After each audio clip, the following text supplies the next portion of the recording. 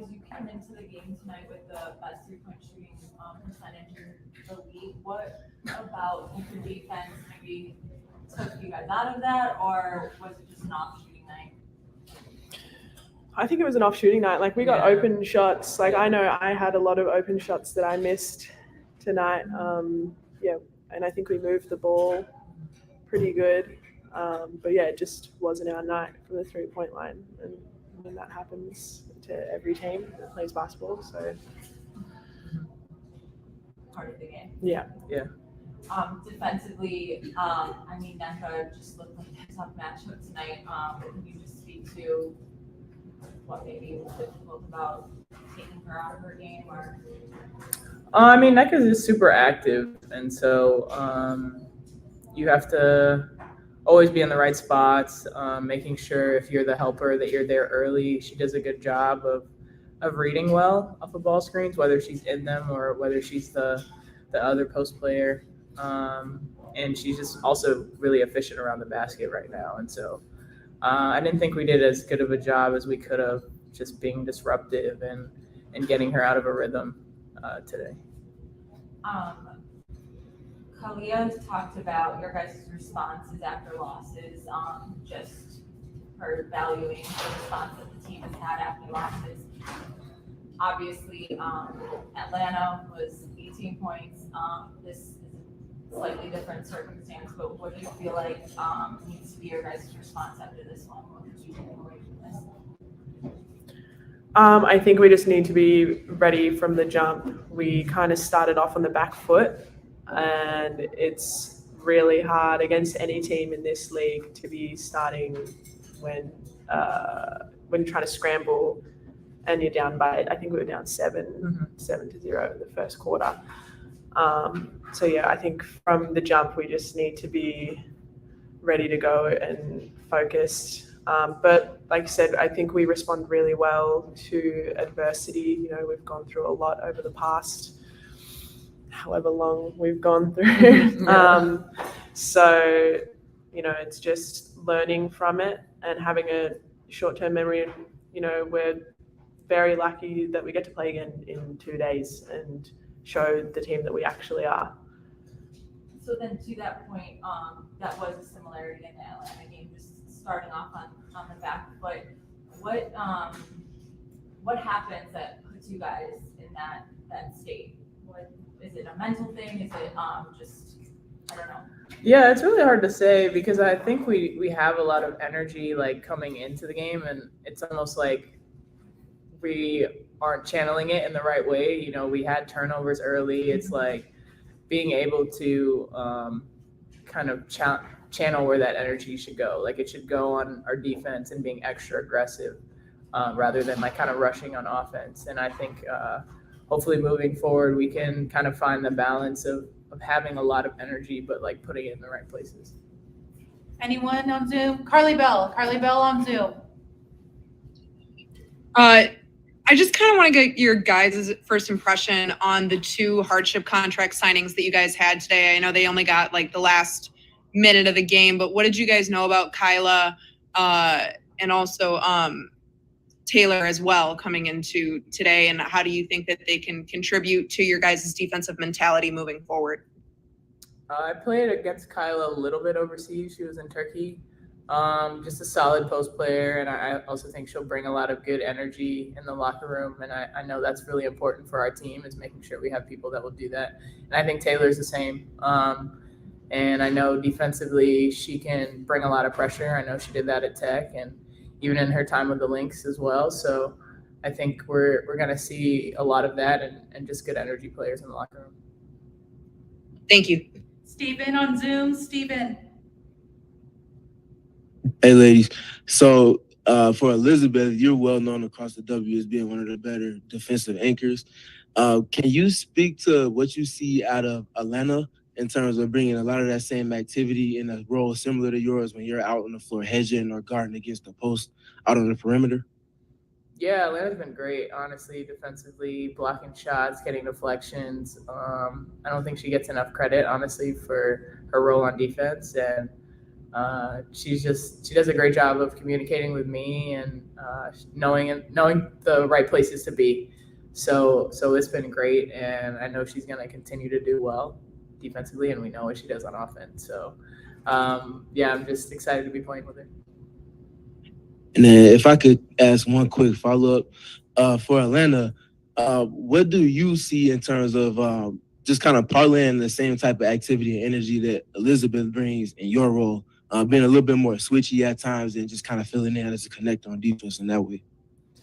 Yeah, I think there's a lot of trust between us two in terms of defense. Like, I know if I get beat, E's going to be in the paint and vice versa. And I think we work really well on rotations together as well. We read off of each other really well.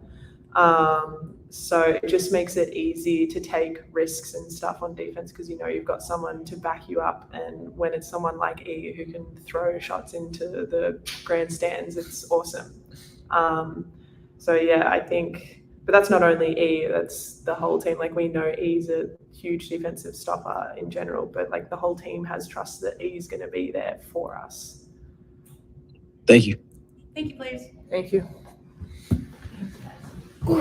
Thank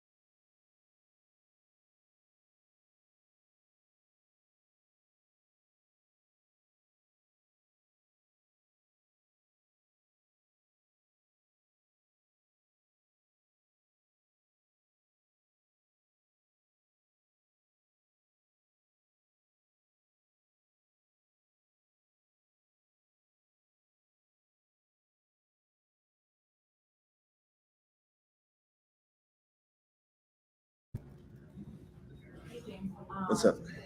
Alanna and Elizabeth talked about not coming out direct, like just that similar kind of lack of urgency. Yeah. Like what happens in those situations? How does that happen? I don't know. But we have to make sure we come out with a sense of urgency. We're not the type of team that can allow the game to kind of come to us. We got to go get it, you know. So I think they were a little bit, you know, it's easy to get knocked on your heels in this league, especially when you don't feel like you're getting respect. It's been 4 games that I've called in the league that teams are playing us the same way. They're sitting somebody in the lane for more than 3 seconds, and you can see me begging for it, and I start counting. The refs don't like when you do that, when you start counting, but they're sitting people in the lane. And so we don't have the good spacing because we can't get into the lane because somebody's sitting right there. And I'll send clips into the lane. Again, started in Atlanta. They had somebody in the lane 9 seconds, 8 seconds, and 7 seconds. All right. The rule is in the WNBA, I'll bring the rule book next time. You can only be in there 3 seconds. 3 seconds. If you're not guarding anyone, you can only be in there 3 seconds. But the fact that teams keep doing that and refs keep on saying, okay, I'll watch it the next time, I'll watch it the next time. Well, after we can't fucking play. So it makes no sense to me why teams are allowed, especially certain players, and then they call it on the rookie. It makes no fucking sense. And so the only thing, I just want us to play by the rules. That's it. And I need for us to be able to play basketball in the WNBA. If not, you just go play in Europe where they can sit in the lane for 3 seconds, and then I'll design an offense around that. And we're not getting to the line like everybody else. It's getting on my nerves. Do you communicate with your team about playing around the officials, like mentally? That's all we can do. We've been doing it. And I'm not talking about the officials. I'm just saying we're not allowed to play. Shit gets on my nerves. The shooting from 3 were you pleased with the looks like? In the second half, yes. Was it what their defense that you feel like impacted your guys' shooting from 3 or just? No, we just didn't make shots. Carly Bell from Marquee. Carly Bell, please unmute. Fuck, man. Hey, Coach. Couple things. First off, what do you attribute they out-rebounded you a lot defensively, especially in the first half. Do you attribute that to them being able to sit in the lane and in the paint more, or were they just able to get better position? We have a player in the lane that's playing more than 3 seconds or 4 seconds and the shot goes up. Then, yeah, they're going to get more rebounding position. And the lane's clogged and we can't get to the lane. That's been a staple for our team, being able to get to the lane. But when we had players that you respect, they would call that for us. But now we have players that nobody respects. Nobody respects. We can't even get to the line. We can't get to the line. We can't get to the line. And they're calling Marsh. It's a ball, went over Nneka's head, 3 feet over her head, and she couldn't catch it. And Alanna had her hand touching her back. They called a foul. They called a foul. Didn't make any sense. I don't understand it. I don't fucking understand this shit. And then just a quick follow-up, Coach. You signed Kyla and Taylor today. I know you saw them for just a minute of gameplay today, but what did you see out of them that they can contribute to your defensive identity moving forward? I don't know yet. Thank you. All right, thanks, Coach. Shit.